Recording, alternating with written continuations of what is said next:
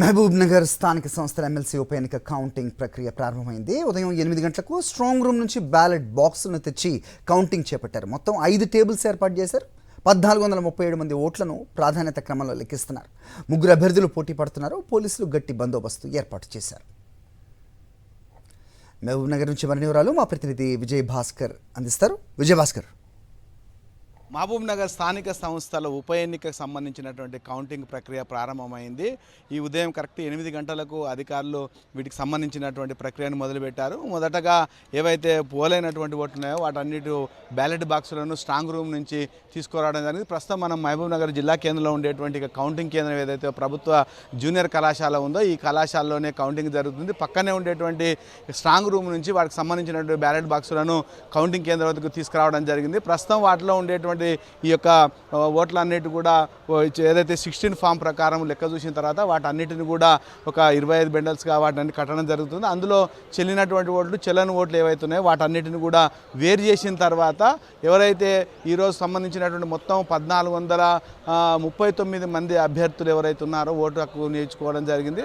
ఉంటే మొత్తం 1437 మంది మాత్రము ఆ రోజు ఓటు హక్కు నియోజకవర్గం వాటికి సంబంధించిన లెక్కింపు కొనసాగుతుంది. అయితే మొదటి ప్రాధాన్యత ఓటు ప్రకారమే ఒకవేళ గెలుపు విజయం సాధించినట్టయితే అభ్యర్థి వాటికి సంబంధించిన ఫలితం దాదాపు 2-3 గంటలు వచ్చేటువంటి అవకాశం వస్తుంది. ఒకవేళ సెకండ్ ప్రాధాన్యతకు వెళ్లాల్సి వస్తే మాత్రం వీటికి సంబంధించినటువంటి కౌంటింగ్ సాయంత్రం వరకు కొనసాగేటువంటి అవకాశం ఉందని చెప్పి అధికారులు చెప్తున్నారు. మొత్తంగా 5 టేబుల్లు ఈ యొక్క ప్రధానంగా మొదటిసారి ఈ యొక్క ఏదైతే కౌంటింగ్ జరుగుతుందో దానికి ఉపయోగించడం జరుగుతుందో ఒకవేళ రెండవ ప్రాధాన్యత ఓటుకు సంబంధించినటువంటి దాంట్లో అవకాశం ఏర్పడితే మాత్రం 6వ టేబుల్ పైన ఆ యొక్క ప్రక్రియ కొనసాగేటువంటి అవకాశం ఉందని చెప్పి రిటర్నింగ్ అధికారి రవినాయక్ చెప్పడం జరిగింది. మొత్తంగా మాత్రం ఇటు 2 పార్టీలు ప్రధానంగా కాంగ్రెస్ పార్టీ కానీ బీఆర్ఎస్ కానీ ముఖ్యమంత్రి సొంత జిల్లా కావడంతో ఈ యొక్క ఎమ్మెల్సీ యొక్క గెలవడం అనేది ప్రతిష్టాత్మకంగా భావించినటువంటి నేపథ్యంలో రసవత్తరమైనటువంటి పోరు జరిగింది. పెద్ద ఎత్తున క్యాంపు రాజకీయాలు వెళ్ళడం జరిగింది. గోవా కానీ ఊటీ తదితరమైన ప్రాంతాలకు తీసుకెళ్లి వాటినన్నిటి కూడా తమ వైపు తిప్పుకునే ప్రయత్నం జరిగింది.